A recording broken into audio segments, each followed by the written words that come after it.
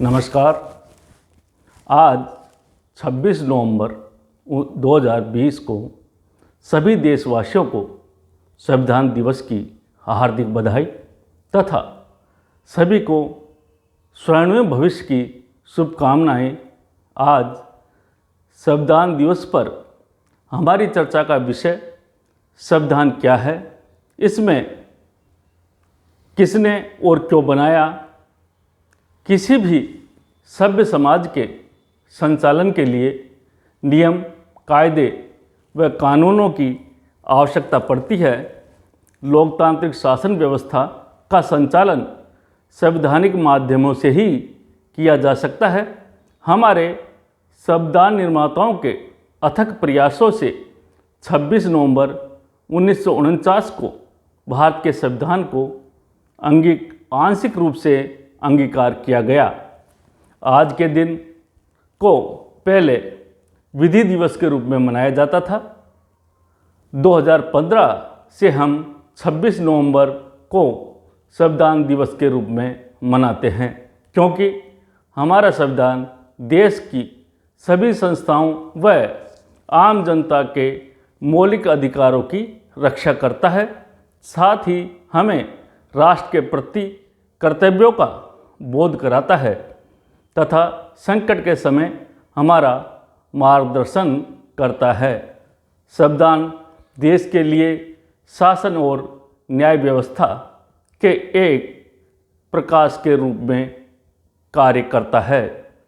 भारत विश्व का सबसे बड़ा लोकतांत्रिक देश होने के नाते हमें संविधान की आवश्यकता महसूस होने लगी। हमारे संविधान निर्माताओं का प्रक्रिया बहुत लंबी है। 1857 की क्रांति के बागी सिपाहियों ने हिंदुस्तान के संविधान बनाने की कोशिश की थी, लेकिन उनका विद्रोह समाप्त हो जाने के कारण यह कार्य पूर्ण नहीं हो सका। 1922 में पहली बार महात्मा गांधी संविधान सभा का उल्लेख किया। अगस्त 1928 में मोतीलाल नेहरू की अध्यक्षता में एक समिति का गठन किया गया, जिसे नेहरू रिपोर्ट के नाम से जाना जाता है। 1936 में कांग्रेस के लखनऊ अधिवेशन में संविधान निर्माण की बात करते हुए पंडित जवाहरलाल नेहरू ने कहा कि स्वतंत्र भारत के संविधान का निर्माण बिना बाहरी हस्तक्षेप के वैश्य मताधिकार से चुनी हुई भारतीय संविधान सभा ही करेगी। नेहरू जी की इस मांग को ब्रिटिश सरकार ने 1940 में अगस्त प्रस्ताव के रूप में स्वीकार किया।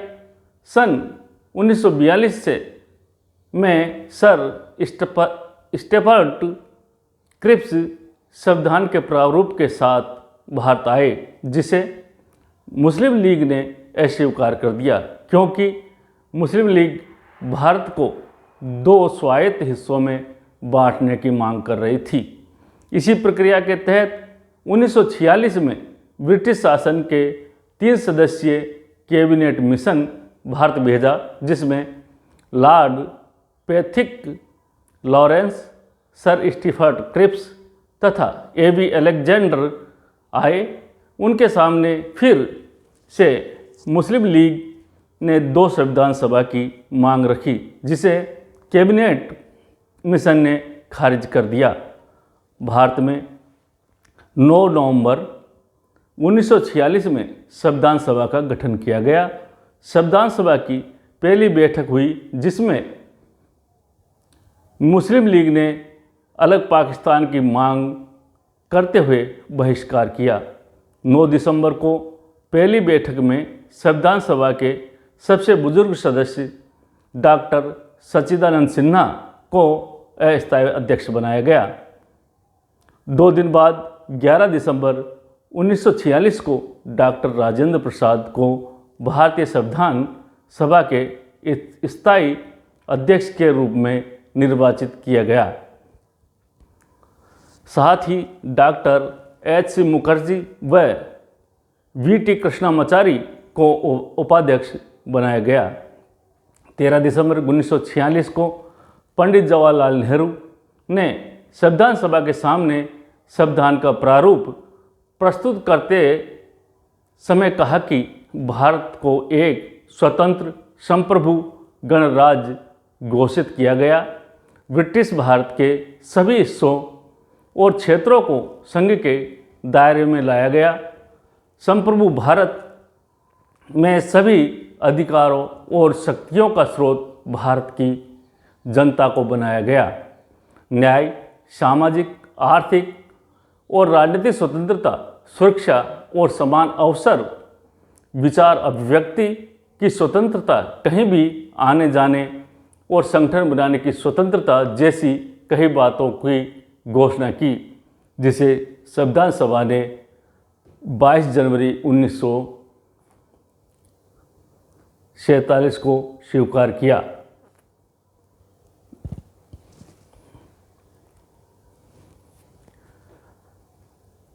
29 अगस्त 1947 को एक संकल्प पारित कर प्रारूप समिति का अध्यक्ष डॉक्टर भीमराव अंबेडकर को चुना गया।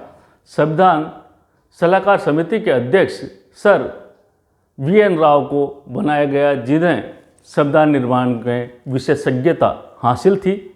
मई 1949 में राष्ट्रमंडल में भारत की सदस्यता का सत्यापन किया गया। 22 जुलाई 1947 को भारतीय राष्ट्रीय ध्वज को अपनाया गया। 26 जनवरी 1950 को संविधान सभा के सदस्यों ने अंतिम रूप से संविधान पर हस्ताक्षर किए। साथ ही राष्ट्रीय गान, राष्ट्रीय ध्वज, राष्ट्रीय गीत को अपनाने के साथ 24 जनवरी 1950 को डॉक्टर राजेंद्र प्रसाद को पहले राष्ट्रपति के रूप में चुना गया। इससे पहले प्रमुख विद्वानों ने विश्व के 60 देशों का संविधानों का अध्ययन कर 4 नवंबर 1948 को भीमराव अंबेडकर ने संविधान का अंतिम प्रारूप पेश किया। इस पर 5 दिन की चर्चा के बाद 26 नवंबर 1949 को संविधान को सर्वसम्मति से अंगीकार किया गया। हमारा संविधान पूर्ण रूप से हस्तलिखित है। संविधान को लिखने का कार्य श्री प्रेम नारायण रायजादा ने किया। प्रत्येक पृष्ठों को सजाने का कार्य नंदलाल बोस ने किया, जो संसद भवन के पुस्तकालय में हीलियम गैस के भरे बॉक्सों में रखा गया है। हमारे संविधान पर भारतीय शासन अधिनियम 1935 का प्रभाव परिलक्षित होता है, परंतु हमारे संविधान निर्माताओं ने विश्व के संविधानों से भी अच्छी बातों का ग्रहण किया। भारतीय संविधान के स्रोतों में सर्वप्रथम भारतीय शासन अधिनियम 1935 से ही द्वैध शासन की स्थापना, संघीय व्यवस्था, प्रांतीय सरकारों का प्रावधान, राज्यपाल का कार्यकाल, संघ न्यायालय, संसद की सर्वोच्चता, द्विसदनीय व्यवस्था, लोक सेवा आयोग, प्रशासनिक शासन प्रणाली, एकल नागरिकता, प्रशासनिक शासन व्यवस्था व आपातकालीन प्रावधान शामिल किए गए। इसके साथ ही ब्रिटिश संविधान से संसदीय शासन प्रणाली, एकल नागरिकता, कानून बनाने की प्रक्रिया, विधि का शासन, मंत्रिमंडलीय प्रणाली, संसद के विशेषाधिकार, द्विसदनवाद हमारे संविधान के हिस्से बने। अमेरिका के संविधान से मौलिक अधिकार, न्यायिक पुनरावलोकन, संविधान की सर्वोच्चता, न्यायपालिका की स्वतंत्रता, निर्वाचित राष्ट्रपति, राष्ट्रपति पर महाभियोग, उपराष्ट्रपति का पद, उच्च न्यायालय का परामर्श, राज्यपाल की नियुक्ति, यह सभी अमेरिका के संविधान से हमारे संविधान में लिए गए। कनाडा के संविधान से संघात्मक शासन व्यवस्था, अवशिष्ट शक्तियों केंद्र के पास। फ्रांस के संविधान से स्वतंत्रता, समानता व बंधुत्व के आदर्श को अपनाया गया। हमारे संविधान निर्माताओं के सामने समानताओं को दो आयामों के रूप में अपनाया। पहला, अवसर की समानता, दूसरा, प्रतिष्ठा की समानता। दक्षिणी अफ्रीका के संविधान में संशोधन की प्रक्रिया तथा राज्यसभा में सदस्यों का निर्वाचन जर्मनी के संविधान से राष्ट्रपति की आपातकालीन शक्तियों के साथ मौलिक अधिकारों के स्थगन का प्रस्ताव भी जर्मनी के संविधान से हमारे संविधान में लिया गया है। सोवियत संघ से मौलिक कर्तव्यों का प्रावधान, प्रस्तावना में न्याय का आदर्श, सामाजिक, राजनीतिक व आर्थिक न्याय के आदर्श सोवियत संघ के संविधान से प्राप्त किए गए हैं। जापान के संविधान से विधि द्वारा स्थापित प्रक्रिया, ऑस्ट्रेलिया के संविधान से शक्तियों का विभाजन, व्यापार व समागम की स्वतंत्रता व संसद के दोनों सदनों की संयुक्त बैठक की व्यवस्था, इसके साथ ही आयरलैंड के संविधान से नीति निर्देश तत्व, राष्ट्रपति का निर्वाचन मंडल, साथ ही राष्ट्रपति द्वारा राज्यसभा में मनोनीत सदस्यों का प्रावधान लिया गया। हमारा संविधान बनने में 2 वर्ष 11 माह 18 दिन का समय लगा। हमारे पूर्ण संविधान जिस दिन तैयार हुआ उस समय संविधान को 22 भागों में 8 अनुसूचियों व 395 अनुच्छेदों को शामिल किए गए थे। इसी आधार पर हमारा संविधान दुनिया का सबसे बड़ा लिखित संविधान है। हमारे संविधान में अनोखी विशेषताएं भी पाई जाती है।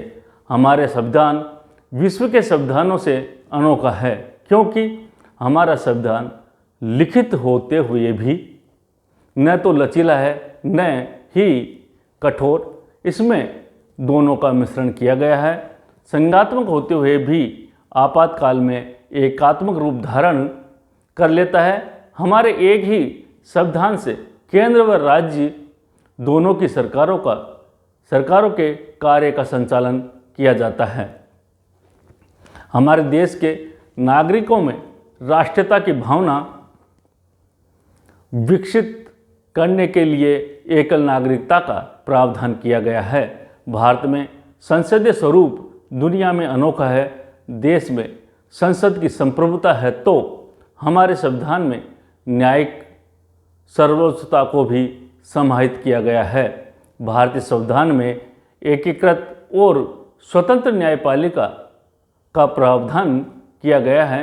हमारा संविधान देश के नागरिकों को मौलिक अधिकारों की रक्षा का वचन देता है। संविधान के चौथे भाग में वर्णित नीति निर्देश सिद्धांत लोक कल्याणकारी राज्य की स्थापना की व्यवस्था करता है। तो संविधान में राष्ट्र के प्रति नागरिकों के मौलिक कर्तव्य का भी वर्णन किया गया है। हमारा संविधान पंथ निरपेक्षता के साथ सभी नागरिकों को भेदभाव रहित वैश्विक मताधिकार प्रदान करता है।